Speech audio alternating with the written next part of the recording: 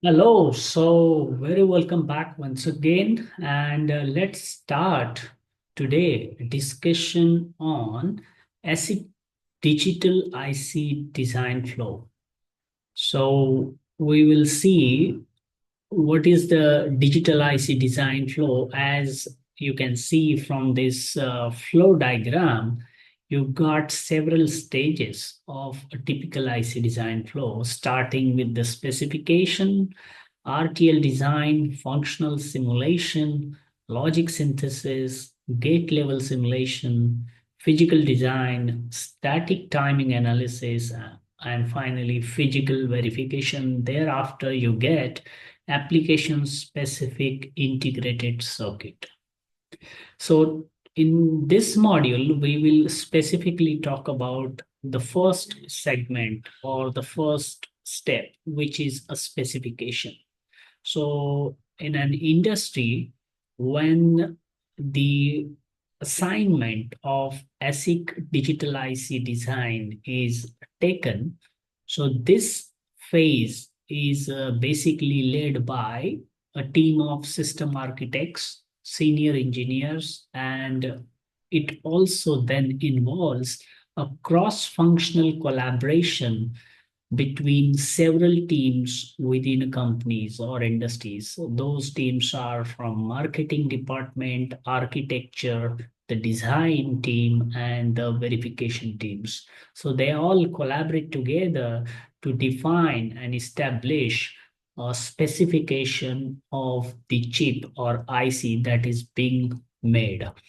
Now, that specification is decided by the target application based on whether the chip or the IC that is going to be designed and manufactured, uh, whether it is for a DSP processor, if it is for the video decoding application, or it is an AI interface, AI interference. So this is how the different applications of the industries are looked at, and based on that, the specifications are defined.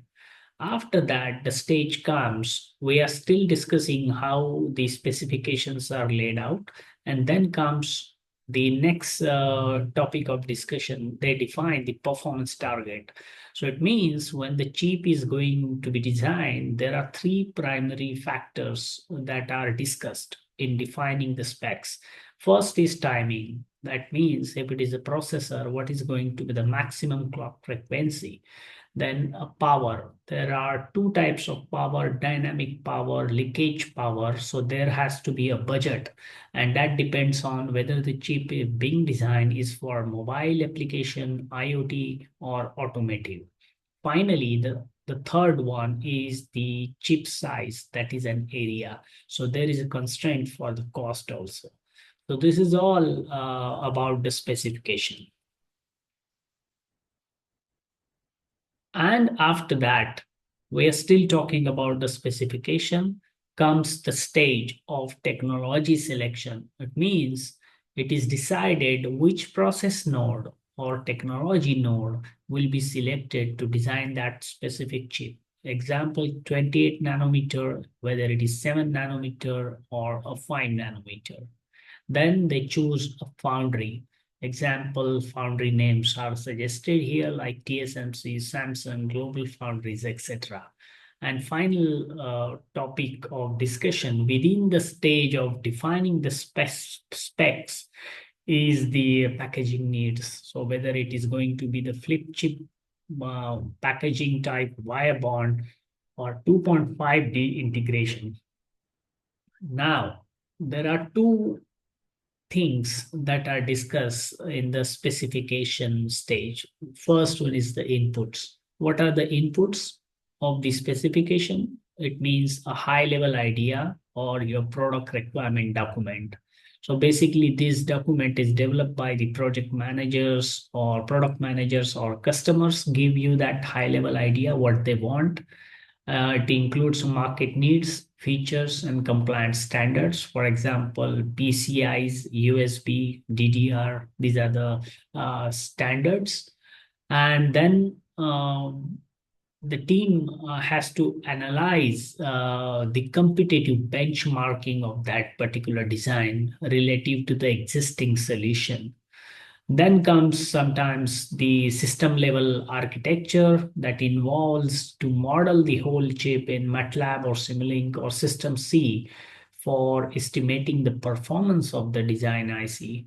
And then comes the feasibility studies, which is about power performance projections, early flow plan exploration. That means how the chip will be laid out, how the different parts within the chips will be placed within the IC.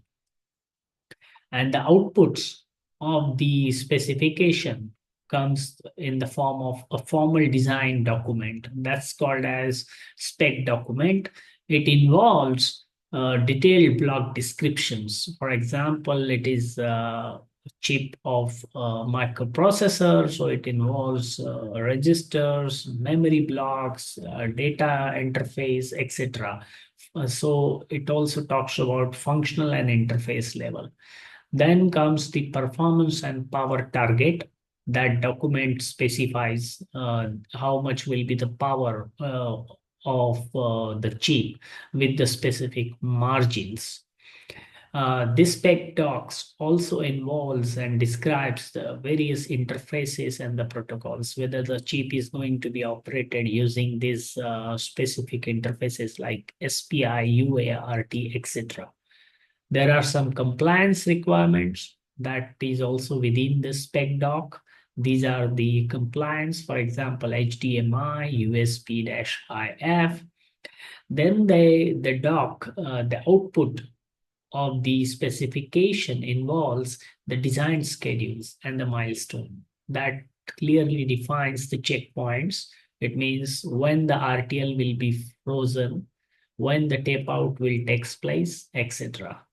Then comes the final term, that is the risk register and assumptions. So when the chip is being designed, there are some known risk and mitigation strategies are discussed. Example, the IP's availability from the parties, which software to use to design the chip, and etc.